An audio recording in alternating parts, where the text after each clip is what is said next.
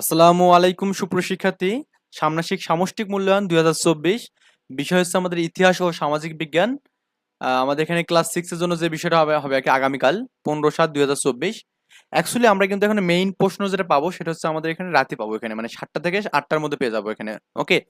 আর আমরা আমরা এখন এখানে যে বিষয়টা দেখবো সেটা নমুনা কোয়েশ্চেন এখানে এবং এই কোয়েশ্চেনটাও খুব বেশি ইম্পোর্টেন্ট এখানে।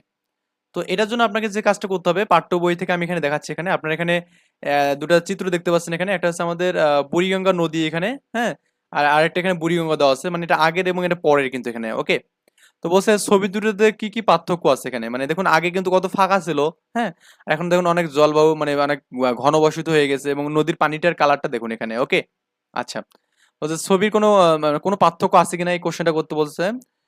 কোন ছবিটি তুলনামূলকভাবে আগের এবং সাম্প্রতিক এখানে। ওকে, কোনটি সাম্প্রতিক, আগের কোনটা এখানে, যেটা আমাদের আগের, তাই না, আগের অবস্থা এরকম ছিল কিন্তু এখনকার বর্তমান সময়ে এটার কি অবস্থা আছে এখানে।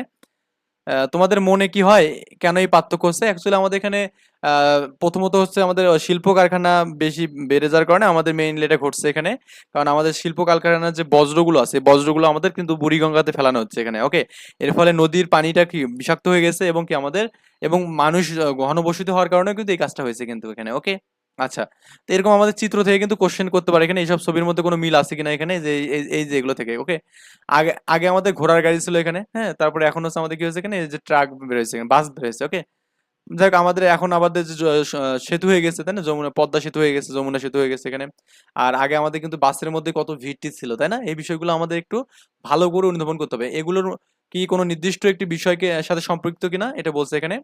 মেইন বিষয় হচ্ছে আমাদের এখানে আমরা যদি মেইন কোশ্চেনটা পেতে যাই তাহলে অবশ্যই আমার চ্যানেলটিতে সাবস্ক্রাইব করবেন যাতে করে সবার আগে নোটিফিকেশনটা আপনার কাছে চলে যায় এবং আপনি দেখেই সাথে সাথে কোশ্চেনটা পড়তে পারেন এখানে। আরো একটা কাজ আছে দলগত কাজ, দলগত আলোচনা করে ট্রাফিক নিয়ম সম্পর্কে লিখতে বলছে। আমাদের যে ট্রাফিকের যে সমস্যা এই ট্রাফিক নিয়মটা নিয়ে আমাদের একটা এখানে কোশ্চেন করছে এখানে। ওকে, আর একটা একক কাজ দিয়েছে এখানে এরকম যে ট্রাফিক নিয়মের সাইন বা চিহ্ন বা বা প্রতীকগুলো পরিচিত লিখতে, মানে ট্রাফিক নিয়মের সময় অনেক সময় দেখো না যে কি কি সাইন কোথায় ইউজ করা হয় এখানে, অনেক সময় তীর চিহ্ন ইউজ করা হয় এখানে। তো এটা কোথায় কোন জিনিসটা ইউজ করে এটা আপনি একটু জাস্ট খুঁজ করে মানে বই পড়ে একটু বের করবেন এখানে। আমি অ্যান্সার গুলো দিচ্ছি না, জাস্ট আমি অ্যান্সার গুলো সহকারে দেবো ইনশাল্লাহ, রাতে দেবো এখানে প্রশ্ন সহ অ্যান্সার, আসল প্রশ্ন সহ। ওকে,